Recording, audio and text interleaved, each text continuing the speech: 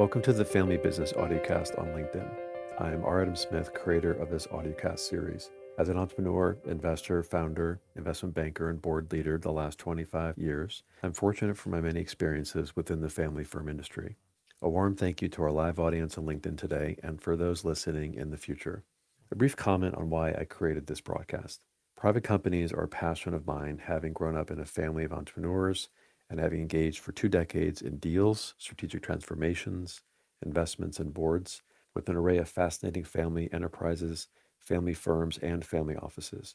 I founded this series to offer a useful platform for listeners to hear from veterans, academics, and leaders in the vast family firm ecosystem. Whether you're a family business owner, building, running, or advising a family office, or just expanding your family office activities, I hope these conversations are useful and enlightening. And now it's time to turn our attention to our accomplished guests on today's episode. I'm very pleased today to host you, Brandon Henry, my friend in Texas. Great to have you on the show today. Thanks, Adam. I'm happy to be here. We're going to talk a bit about you, and then we'll dig into about a half hour of conversation. And then, of course, this will be released globally on many channels and for a broader audience to listen to. So you have many accolades and titles to your name, so we won't go over those. It might take a bit, but I'm going to talk about your bio and your expertise in the family enterprise and family office space. And then we can talk a bit about that background as it relates to your Mosaic and the unique wealth advisory business you have. So before Mosaic, Brandon had extensive experience at some of the nation's largest financial institutions where he advised hundreds of high net worth business owners and also their families on complex matters, including business and tax and succession planning.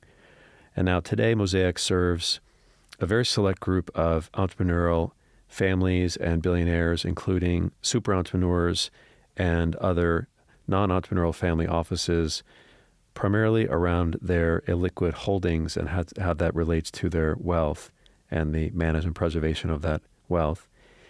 These clients are mostly first-generation founders where their wealth is tied to their primary operating company or operating companies and often extensive real estate portfolios, bring unique challenges in wealth preservation, legacy planning, and also the transitions within the generations.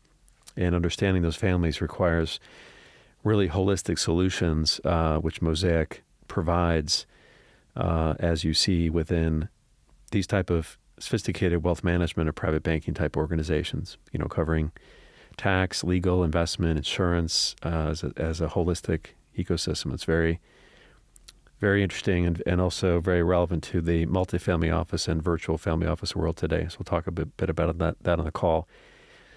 Mosaic's philosophy centers around providing the family without bias towards a family's net worth, insurability, and liquid assets. And also Brandon speaks frequently on these topics nationally and in a range of family office environments and conferences. Before he was a professor at Southern Methodist University and also University of Houston, where he does mentor entrepreneurs through the SURE program, the nonprofit initiative supporting the next gen of innovators. And he's also an advisor to several Texas-based family companies. As we talked about before, he's originally from Southern California, but now he is in Texas. So now we have you coming from Texas today. So first of all, tell us about Mosaic, and then we'll dig right into the conversation. Well, thank you. That was overly generous and warm. I'd summarize our organization as providing the general contractor approach to closely held family businesses and their family offices. About 35 families that we serve, 21 full-time team members. And the through line, as we described, are founders. They build things. Many of our clients have got what they would describe as drive-by businesses.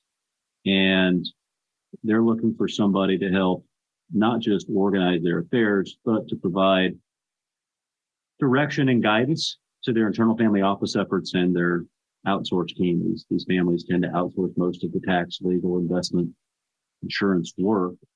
And they need somebody to coach, monitor, and mentor those advisors. We do it for a fixed fee, so we have nothing to sell. And if clients don't like us or we're not adding value, they can cancel the relationship at any time. Makes sense. But I hear that your clients are quite sticky, so I don't think you're having a lot of changeover, which means they should they tend to like you and you tend to like them. So that's good, right? That's right. We're very fortunate. The business that we have built is one that there aren't a lot of parallels, and families we work with, lives are exceedingly complicated. Once they've had the opportunity to outsource some of that complexity, they tend to want to continue that momentum. And the name Mosaic, I mean, it's kind of an artistic term. That's thinking about the palette of a ecosystem or a painting or people. Like, where did you come up with the name Mosaic? I wish I could tell you that we fully appreciated how the name would fit into the type of role that we play for families. It was certainly an understanding that the mosaic in its simplest form, if you think about it, is this collection of different sized and colored pieces that can be stitched together to make a cohesive picture or painting. And that's the role that we play with all of our clients, various advisors in the disciplines that are there to support them. And it also didn't hurt that back in 2011, when we were going out on our own, the website was also available. And so here we are. I like that. So your clients are typically first gen. They have substantial wealth, which has been built up into an illiquid asset. We have actually some people on the call, Michael, Susan, Ruby, Jamie, I think also Adela. They all deal with illiquid chunky holdings from a first gen, or at least a single operating company. This is quite a complex dynamic because it involves a lot of time built up in the legacy of that holding and the complexities of the government, and often the decision making around not just the management of that asset, but also let's say the cash flow management and ultimately the succession planning and or sale of that asset. So just talk a bit about all of that and how you help the families navigate those complexities, particularly when that illiquid asset becomes liquid. So the average client net worth for the families that we serve is probably 80 or 90% illiquid, primarily occupied by their operating company. Often they have a substantial real estate portfolio that supports the operating company. And to the extent that they're extracting value from the business and investing, passive investments, they tend to invest most extra dollars into illiquid private investments. So these families build this infrastructure to shepherd their wealth from one generation to the next.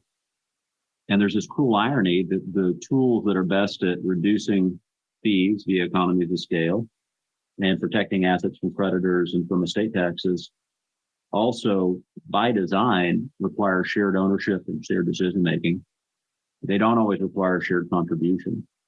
And so you have this legacy asset that has a whole host of financial and non-financial considerations. And then you overlay these complicated tax and legal structures, which then refocus families' attention inward. And thinking about planning for those families, the complexity is certainly present as it relates to the technical parts of their life. How do we manage taxes and create a path so that these families can steward wealth from one generation to the next? But it's ultimately coming to grips with the fact that the biggest challenge of these families aren't found in a spreadsheet. There's no Excel formula to look up and try and solve for a specific number. It's how do we get around the Thanksgiving table here in a couple of weeks and enjoy each other's time. And you can't disentangle the conference room table from the dining room table for these families. And so being aware of that and taking a patient approach to the fact that families have got financial capital, the technical part of planning, which is the how or the what, and then family capital, and that's the why. And those are much more complicated, much more involved, take much longer to really develop and mature. Yeah. The term family capital, talk about that a bit more. I just met today with David Werdiger from Australia, who's in town for the UNHYI conference. And then we had Jim Grubman on our call 2 weeks ago, who's also very involved in the board there, as you know.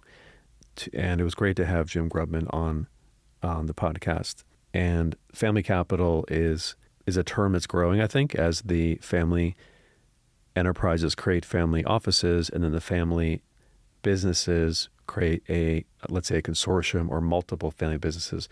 So for those interested in the terminology of family capital, not just a family office, can you talk a bit about that and how you advise on those elements of family capital? So inspired by originally the work of luminaries like Jay Hughes with the 5 types of capital, and then advanced by Jim Grubman and Dennis Jaffe and others in the Wealth 3.0 movement, there's recognition that we have to have a purpose for all of the hard work around the tax, legal, investment, philanthropic structures. And it takes in many respects, a different skill set to help facilitate those conversations, because the legacy of wealth planning has been around the technical or the hard skills. How do we reduce tax at lowest dollar amount? How do we eke out incremental and more investment returns? How do we bulletproof assets from predators or perhaps from our future inheritors if we don't trust them to be good stewards? And the evolution of family capital playing a material role in the planning space is acknowledgement that we're dealing with real humans. And one of my favorite quotes is by Richard Feynman, the Nobel laureate and physicist. He says, the only way to make physics harder is if electrons have feelings. And it's this recognition that you can have the most complicated, hard science in the world, and you inject people, the messiness of people, and inherently even more messy family systems into the mix. And it changes priorities and changes goals.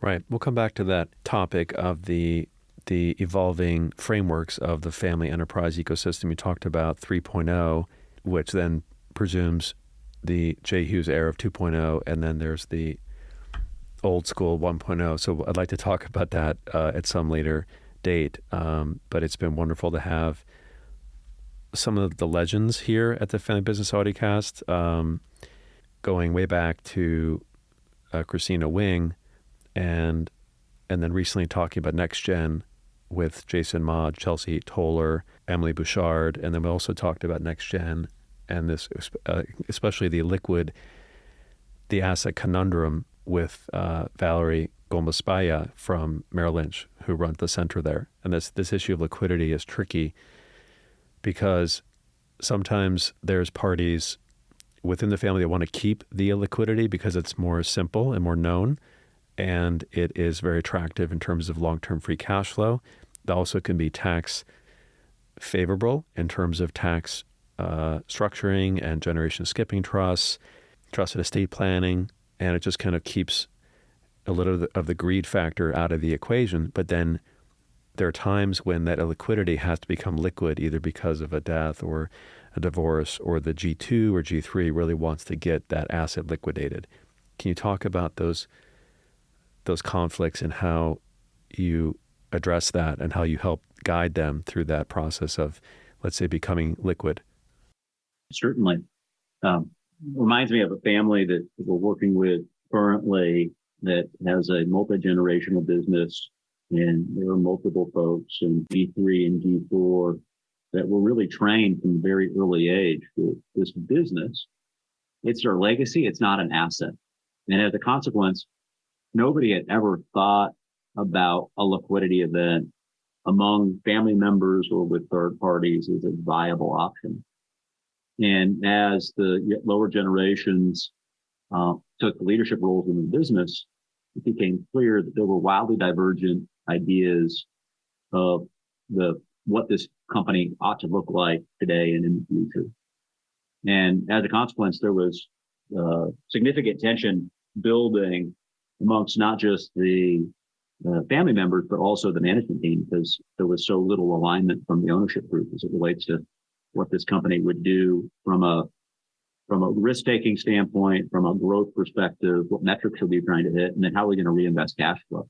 And it all culminated with one faction of the family, for many of the reasons you just described, Adam, and others, saying, look, we're going to continue stepping on the gas. We're going to reinvest in this business in a very meaningful way. We're effectively going to turn distribution down by 75% or more for the next several years. And we're going to come out on the other side of this with a much larger, more robust business. And there was a whole group of other shareholders, to their credit, that said, what's it all for?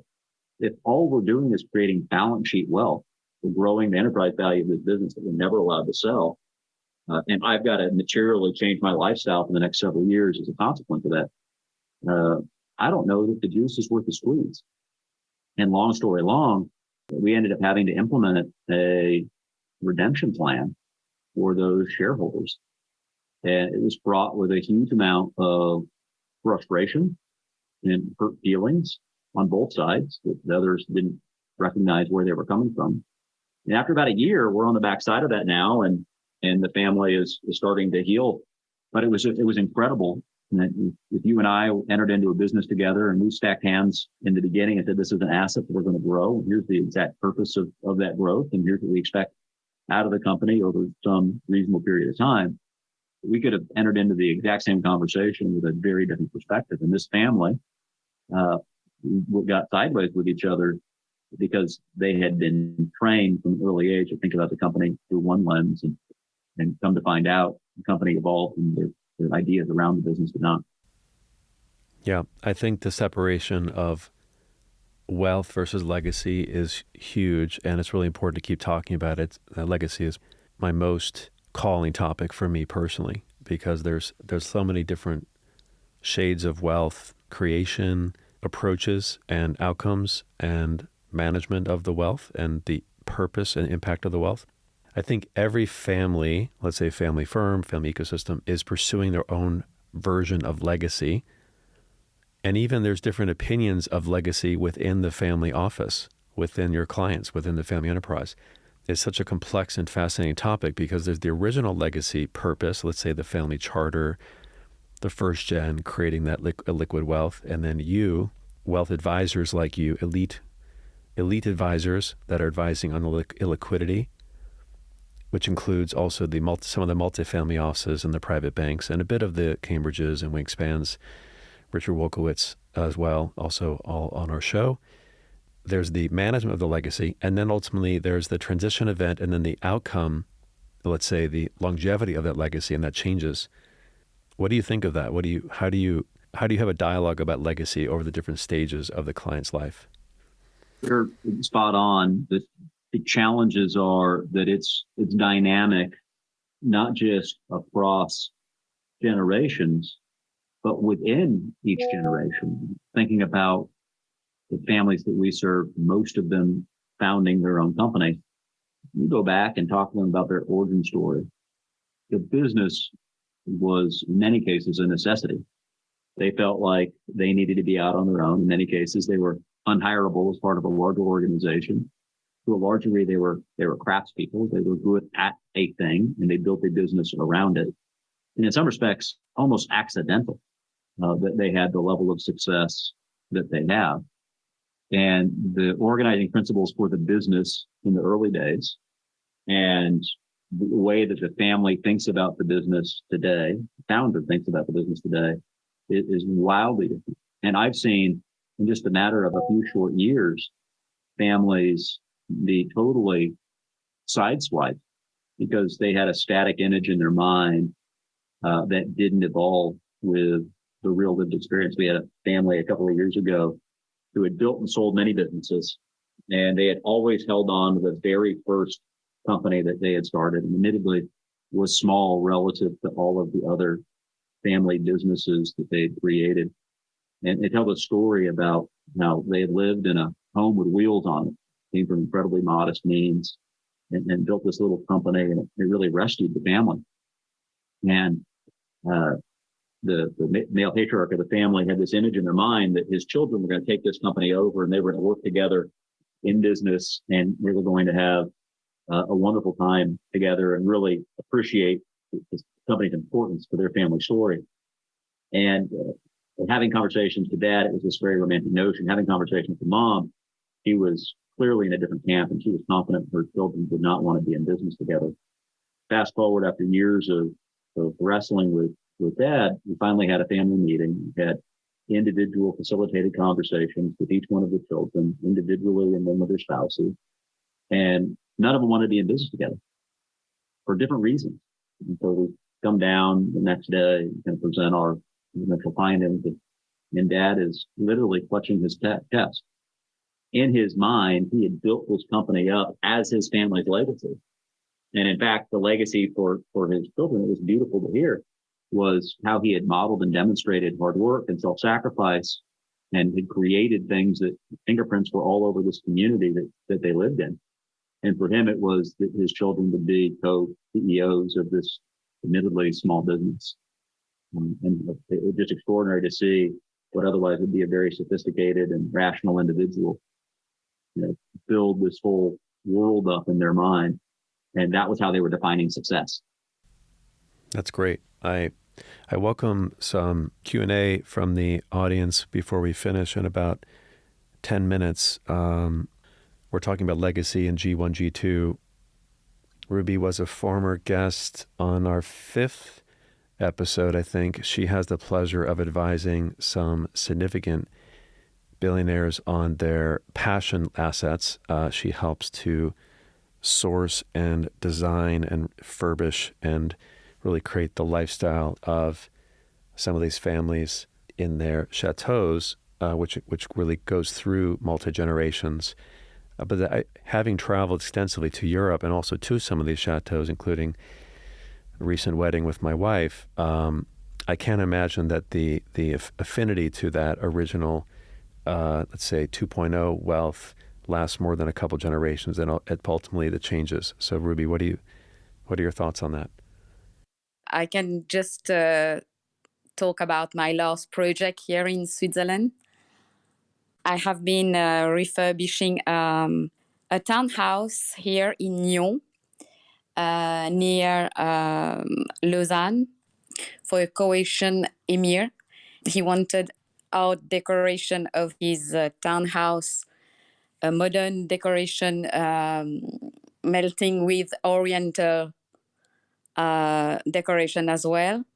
So it has been a mix-up of the two art deco, and it has been a success. I don't know whether you have read my post on LinkedIn lately.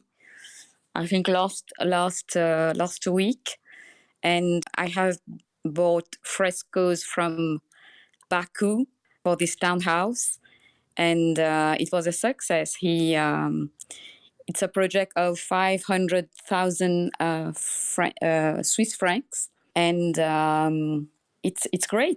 It's a very successful project, and the garden as well has been built in a spirit of Oriental and Parisian, I must say, style. Well, it took me 6 months to complete the whole project. That's it. That's what I do. And like the townhouse that I recently purchased in Paris, which I will start refurbishing in January. It's in Paris 7th district, Rue de l'Université. And the owner wants a Russian decoration with gold leaf. So that's my next project. I love that. And one of the reasons I like you to be coming on the show is not only do you have such a beautiful accent, but you work on beautiful things. And so my point to Brandon is, how do you encourage the next generations to appreciate the sweat and the tears and the core business, or let's say the wealth, or could it be even art collection, to balance that respect of the legacy through generations, even if those generations don't really want any part of that. They don't have any emotional attachment to it. So then again, there's the tension between the wealth that was hard earned and the lifestyle that is becoming different for the next generation. It's a wonderful question, and I have not come across a uniquely effective approach. For the families that we serve, being first generation founders, there is this almost folklore around the bootstrapping of a business and creating something of nothing that the senior generation is exceedingly proud of. And they will, when asked, talk about the fact that they didn't have a choice but to be successful, that they had burned the boats and had nothing to fall back on, and having to make those important and hard decisions around what to push off for the future and what to consume today and what to sacrifice, and putting it all on the line. They inoculate the lower generations in many cases from those same experiences, but they want them to have the same risk tolerance and the same work ethic and the same hunger that they once did.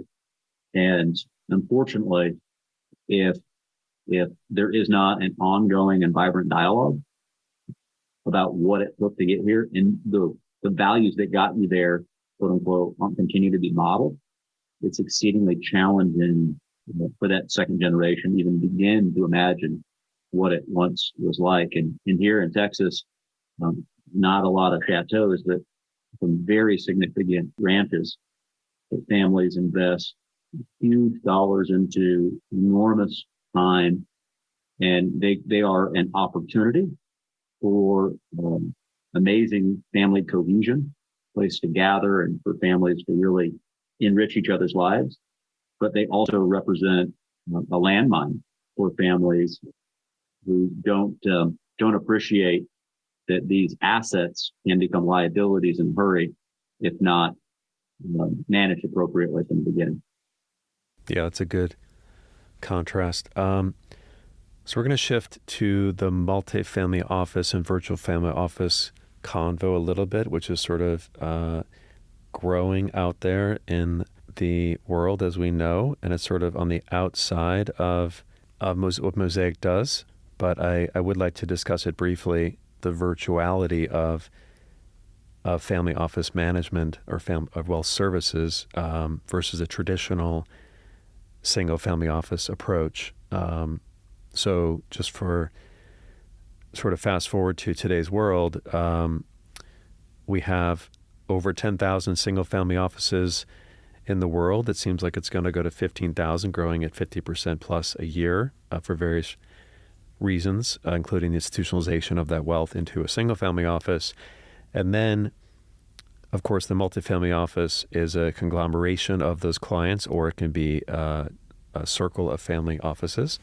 And then there's experts like Brandon that are not really a family office or multifamily office as a fiduciary or a wealth manager, but are more advising on certain aspects of the wealth as a trusted advisor. So just maybe a little bit more on the distinctiveness of Mosaic and your type of firms. What should people know about the particular approach that you take advising the clients? How is that different than a wealth manager? How is it different than a multifamily office? Thank you. The evolution of the term family office, I think, is certainly left me and others bewildered on what is a family office and what is a marketing term and phrase of art. So most of our families have got internal family office functions, and many of those family office functions are working with outsourced investment advisors, many of which refer to themselves as multifamily offices. And so the trend that I'm seeing most consistently for the families that we serve is the outsourcing of much of the technical parts of the family office ecosystem has continued. Many families have even outsourced some of the foundational tenets of a family office, things like accounting and bookkeeping, bill pay functions are even being outsourced to groups that specialize in this. And when looking at the roster of professionals whose actually in the family office who's providing support and input into the family office. The title of family office, multifamily office, or CFO, it's hard to make heads or tails. The role that we end up playing for families is a force multiplier for all of those professionals. And so in the embedded family office space, it's very common in the wholesale business owner world. They have a CFO, controller, admin, and others playing double or triple duty in support of the family. They're leaning on outside experts with subject matter expertise around areas that the family needs support in. And the internal professionals are playing triple duty. They've got a day job, and they're also helping the family out. And Mosaic's responsibility is to speak enough taxis and legalese and financees to work collaboratively with these professionals, make sure they have the information that they need so that they can provide as much high quality advice as possible. And because we charge a fixed fee for advice, the families that we support and serve know that we don't have an axe to grind. If we are cheerleading an idea, it's because we know the family intimately. We've done a lot of work and research for other families in similar situations. And as a consequence, they're more inclined to move forward. And conversely, when we're working with a family and one of their advisors brings up an idea or a concept that we believe is not in the family's best interest, because of that relationship and the trust that the business model has engendered, they typically give us a wide berth to operate. It's not our job to kneecap or support advisors directly. Our job to empower families. And by having this objective relationship, we get to call balls and strikes. But we also get to empower these other advisors because they have better information than they've ever had before. We've got the top of the mountain view for the very first time. And as a consequence, what was a really good individual contributor now gets to be a superstar part of a more comprehensive team. And 2 + 2 now equals 5. That's great. And you're mostly focused on taxes because that's where the word of mouth and the clients are. But hopefully for some families out of Texas might get the benefit of your services at Mosaic as you're growing the firm. So back to your previous point, just one last topic in terms of how you give advice to key decisions. Do you do that? Do you find that's useful on an investment committee, or is it more of just an ongoing consultative relationship? What's your view of board of directors and investment committees for the family offices that are active in investing in alternative investments and real estate and direct deals, co-investing? There's so much of this going on, including within our family office and hundreds of family offices. What are your thoughts on the decision-making venues for these more complex illiquid investments? It's an area that I'm fired up about in general. Governance is a fancy term for how do we make decisions together. And my experience working with the families that we serve and families like them is that they have not had a forcing function to take governance, quote unquote, seriously. They haven't taken outside dollars from a private equity firm. They have made investment decisions based on their immediate network and not a well-reasoned and researched plan. And as they reach escape velocity in terms of net worth and availability of resources, identifying a decision-making framework around what is this business supposed to be? Who are we going to be in the future? How much risk are we willing to take? How much cash flow do we need to generate? What's the point and purpose around the growth of this organization? Really treating the business like an asset allows us to establish a capital allocation framework, of which, for example, an IPS and an investment committee is one input. The reality is, for many of the families that we support, if the matriarch and patriarch decide to redeploy every nickel back in the business for the next 2 years, we can choke off the aspirations and intentions of the chief investment officer and the rest of the investment advisor group without a lot of advance warning. And so if we establish this capital allocation plan, and we're really thoughtful about how we're going to grow and distribute dollars from the economic engine, it becomes a lot easier for us to manage the exhaust, which are frankly all of those passive investments. And so I believe boards and governance structures, along with effectively investment committee, which is just a board around allocating passive assets, can be incredibly useful. My experience is that people need to build those slowly. They can get whiplash going from cowboy investment decisions of the business and the personal holdings to a lot of structure. But done right, it allows for not only better decision making, but it also allows for fast no. The most valuable commodity is time. If we've identified who we are, what we're hoping to accomplish, it allows us to more easily streamline the decision to yes or no, which is valuable for everybody involved. Yeah, so taking it slowly, thoughtfully, moving from the internal focus to the external focus, of course, layering on human capital, hiring externally, external advisors, top vendors, some form of governance. It can be investment committee, it could be a board of directors, it can be advisory board, outside experts coming in. Yeah, it's a multi-layered process, of course. All right, we're going to wrap up. So you travel a lot. What's on your to-do list next on your travels? You're a big world traveler. Curious where you're going next. You mentioned only working with Texas families. It's because before we founded Mosaic, I was on 100+ round trips a year. And these were airport, cab, conference room, hotel, airport, cab, conference room, hotel. These were not glamorous trips. And so very fortunate to live in a state like Texas where we can have the opportunity to serve families, most of which are within a 30-minute drive. And so when I get on a plane, for the most part, it's now for fun.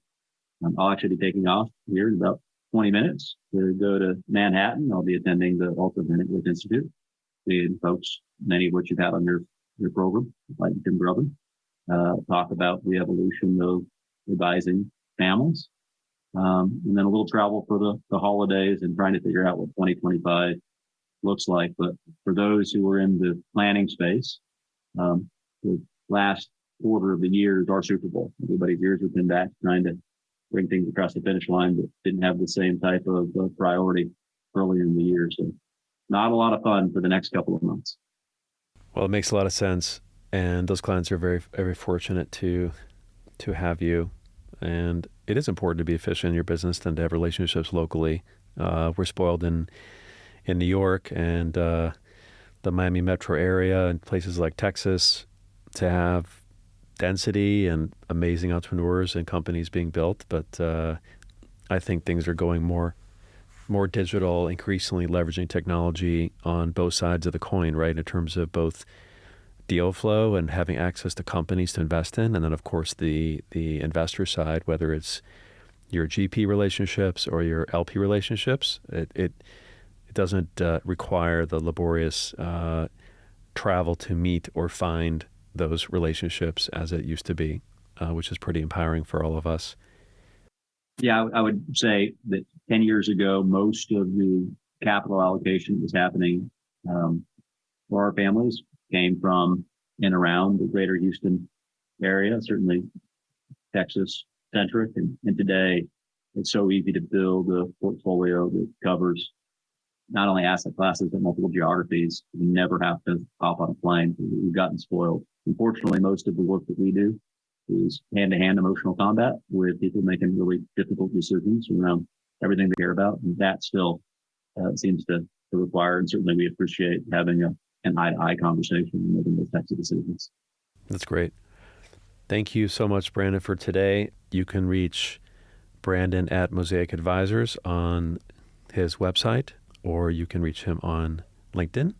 And I'm really excited to learn more about your company and the distinctive advice that it provides your very elite clients and within the evolving business of the family office and family enterprise space. So thank you for today. I'd like to thank also our attendees and Brandon for his time and wisdom today. This is R. Adam Smith signing off. Stay tuned for the next episode of the Family Business Audiocast on LinkedIn.